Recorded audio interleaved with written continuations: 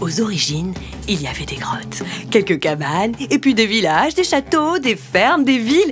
Puis vient la guerre. Il faut reconstruire, et c'est le baby-boom! De 1946 à 1973, la France passe de 12 à 21 millions de logements. La loi Hoguet est l'une des premières lois qui va protéger les citoyens dans le domaine essentiel du logement. Dans ce contexte de protection des consommateurs, les pouvoirs publics créent le premier réseau national de proximité et indépendant, le réseau ANIL-ADIL.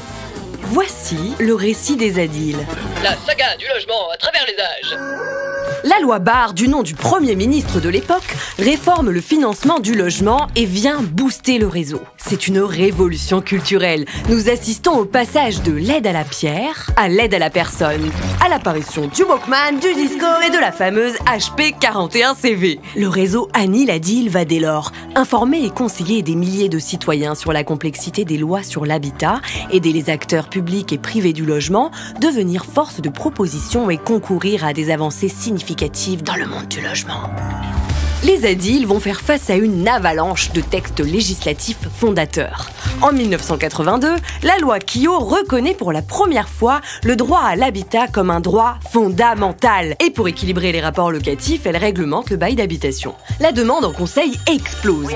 L'ANIL mène une étude importante sur le surendettement pour laquelle les ADIL vont même devenir lanceurs d'alerte.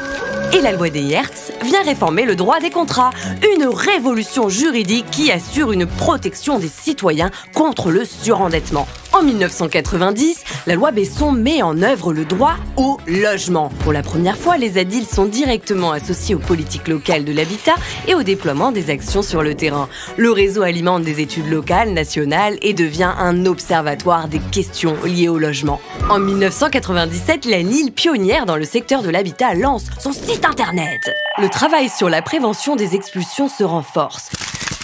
Les années 2000 voient la reconnaissance institutionnelle du réseau, entre autres avec la loi SRU qui le reconnaît officiellement comme force de proposition au niveau local et national. Adaptation à des grands textes réformateurs, enjeux énergétiques ou encore attention portée aux copropriétés dégradées. Les ADIL sont sur tous les fronts. Le réseau s'est étoffé et diversifié. Il regroupe désormais des juristes, chargés de mission, agents administratifs, chargés d'accueil et chargés d'études, conseillers techniques et parfois des travailleurs sociaux. Informer, prévenir, alerter, son expérience positionne le réseau ANIL-ADIL comme un acteur majeur du secteur de l'habitat qui a su se réinventer et s'adapter au contexte historique depuis 1975. Ensemble, renforçons notre action face aux enjeux de demain.